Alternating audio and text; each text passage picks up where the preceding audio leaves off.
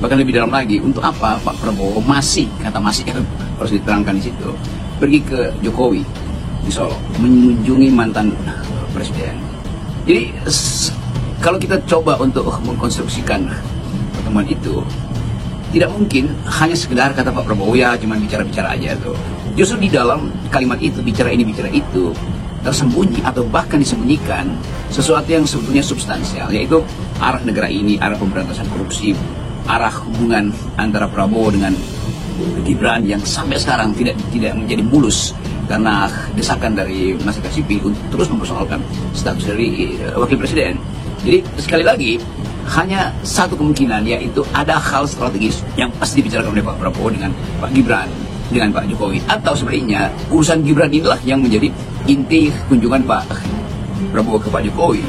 Dan itu artinya, atau itu menunjukkan bahwa ada urgensi untuk sebut saja memastikan bahwa bagi Pak Jokowi bahwa tidak akan ada gejolak politik, terutama kalau Pak Prabowo lagi di luar negeri. Tidak akan ada gejolak politik kalau kasus-kasus Tom Lembong misalnya dibuka lebih jauh, atau akhirnya dicurigai sebagai proyek politik untuk balas dendam dari Jokowi.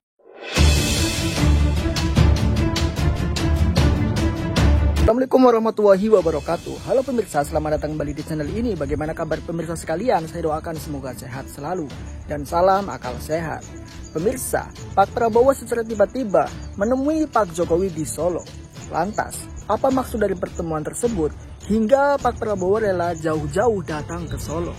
Apakah benar bahwa Pak Jokowi masih sangat dihormati oleh Pak Prabowo dan Pak Prabowo tidak bisa lepas dari pengaruh sosok Jokowi? Seorang pengamat politik, Bung Rocky Gerung, mengeluarkan statement terkait dengan hal ini. Ia menyebutkan statement yang sangat berani bahwa Pak Jokowi ingin memastikan anaknya baik-baik saja di tengah gejolak politik negeri ini. Mari kita simak bersama videonya dan harap tonton sampai habis agar tidak gagal paham. Ya, pada akhirnya orang bertanya, dan pertanyaan itu sangat politis.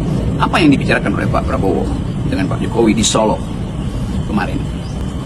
Atau bahkan lebih dalam lagi, untuk apa Pak Prabowo masih, kata masih harus diterangkan di situ, pergi ke Jokowi di Solo, mengunjungi mantan presiden.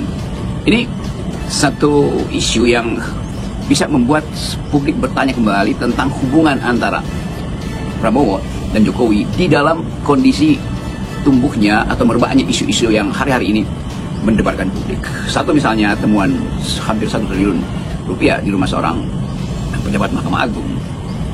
Lalu kasus Tom Lembong yang kemudian jadi isu internasional bahkan.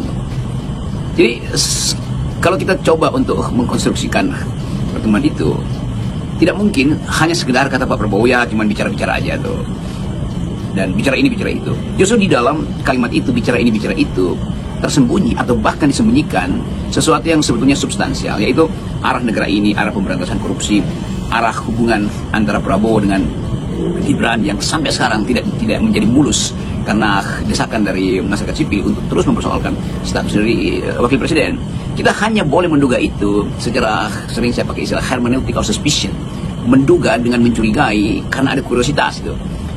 Sebentar lagi kita lihat bagaimana keadaan kepemimpinan wakil presiden ketika diserahkan tugas oleh Pak Prabowo, karena beliau akan pergi ke luar negeri mungkin 2-3 minggu untuk menghebohkan dunia misalnya dengan kabinet yang baru.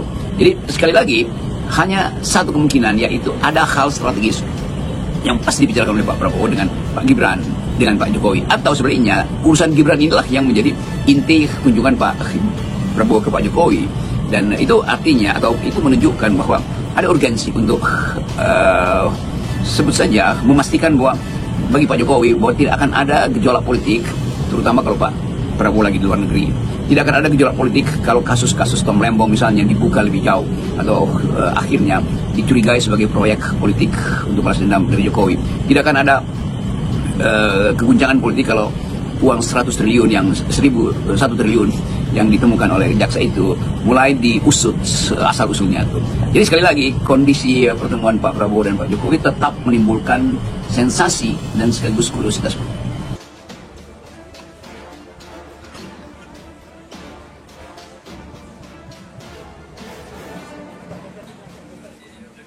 Pertama, ada pertanyaan soal apa agenda pertemuan dari Presiden Prabowo dengan Presiden ke-7 semalam di Solo. Saya bisa jawab begini, teman-teman. Pak Prabowo sekembali dari Papua Selatan, dari Merauke, dalam perjalanan kembali ke Jakarta, beliau singgah di Bali, kemudian juga mampir di Solo. Khusus untuk di Solo ini adalah pertemuan dua sahabat saja, ya, pertemuan dua besti lah, kita bisa bilang seperti itu. Dan memang Pak Prabowo datang sebagai teman, tidak menggunakan embel-embel mobil kenegaraan, gitu ya. Datang sebagai sahabat, ingin mengunjungi sahabat beliau, Presiden ke-7 Republik Indonesia, Bapak Joko Widodo. Tampak juga dalam beberapa video kan, yang ada di media sosial, Bapak Jokowi cukup surprise dengan kedatangan Pak Prabowo, dengan menyampaikan, kok capek-capek datang ke Solo.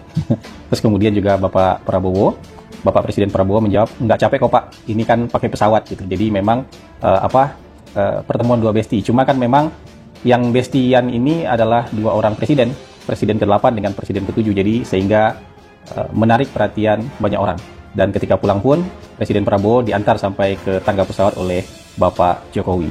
Jadi kira-kira seperti itu. Kondisi-kondisi ini yang ditunggu sebetulnya oleh publik. Nah, sampai kita menunggu, kita mulai melihat semacam keinginan Pak Jokowi untuk tetap mengendalikan kabinet ini. Padahal sebetulnya etika politik sudah bekerja bahwa beliau harusnya tidak boleh lagi mencari semacam kesempatan untuk muncul sebagai tokoh politik. Kan dia harusnya udah bertapa itu. Tetapi kita masih lihat bagaimana orang semacam Ridwan Kamil memerlukan masih membutuhkan relasi dengan Jokowi, lalu Jokowi mungkin akan mengajak tim suksesnya yang dulu itu, baser-baser itu, untuk memulai lagi praktek yang pasti orang akan anggap sebagai cawe-cawe. Jadi kesempatan kita untuk melihat apa sebetulnya yang jadi kimia baru di dalam kabinet ini, itu kimia yang diaglutinasi oleh Prabowo sebagai yang mengentalkan isu-isu kabinet hari ini belum bisa kita dengar. Nah, yang kita bisa lihat adalah kunjungan Pak Prabowo ke Pak Jokowi, dan kita nggak tahu itu apa, demi apa, untuk satu persiapan menghadapi tekanan internasional. Kalau misalnya soal semacam kasus Tom Lembong itu jadikan dasar untuk mengevaluasi demokrasi Indonesia, atau ada hal lain yang masih menggantung di benak publik, itu soal Fufu Fafa misalnya, soal kondisi hukum yang memungkinkan Bobi Nasution itu tidak dinyatakan sebagai gratifikasi. Jadi kelihatannya semua isu publik itu ada di depan mata Prabowo, dan Prabowo masih cari cara untuk address the whole issues of the town. Kita balik pada dalam jurnalisme kan ada prinsip sesuatu itu jadi pembicaraan umum, jadi talk of the town itu, jadi urusan semua orang yang hidup di isu-isu publik. Dan sesuatu harusnya dibicarakan juga sebagai sesuatu, talk the talk. Nah, kira-kira itu prinsipnya, bicarakan apa yang sedang dibicarakannya itu. Tapi itu tidak kita bisa peroleh, karena Pak Prabowo hanya mengatakan, ya kita ngomong ini itu, dan Jokowi seperti biasa, ya tentu dengan kalimat-kalimat ngambangnya itu akan sekedar memberitahu, ya tidak tahu kok, tanya saya. Tetapi bagi publik ada tuntutan yang makin lama makin direktif itu, yaitu terarah pada isu-isu yang hari-hari ini gempar dibicarakan publik. Pertama tentu tentang tadi impact dari penangkapan atau aktivitas kejaksaan yang akhir-akhir ini terlihat berlebih. Dan kita mau tunggu apa sebetulnya ekses dari keberlebihan atau inisiatif yang berlebih dari kejaksaan. Kita sebut ini berlebih karena tiba-tiba ada seri penangkapan orang yang dituduh sebagai koruptor. Dan dalam balancing isu itu kita melihat juga isu yang juga harus diadres dengan cepat oleh Pak Prabowo, soal tetap ada tuntutan untuk mempersoalkan kedudukan Gibran. Karena itu adalah hal yang kita lihat masih beredar di sosial media. Jadi sekali lagi, sambil memperhatikan kondisi politik kita yang masih ingin mencari tahu apa sebenarnya yang dibicarakan di talk yang dibicarakan di rumah Pak Jokowi yang dikunjungi oleh Pak Prabowo. Sambil menunggu kepastian-kepastian itu, kita hendak pastikan bahwa negeri ini sudah diucapkan berdasarkan prinsip keadilan sosial dan prinsip pemerintahan yang bersih oleh Presiden Prabowo. Sekarang masalahnya adalah apakah gagasan besar itu bisa juga diterapkan pertama-tama pada kabinet yang sekarang, yang sebetulnya isinya adalah banyak orang yang tidak bersih di situ sebetulnya.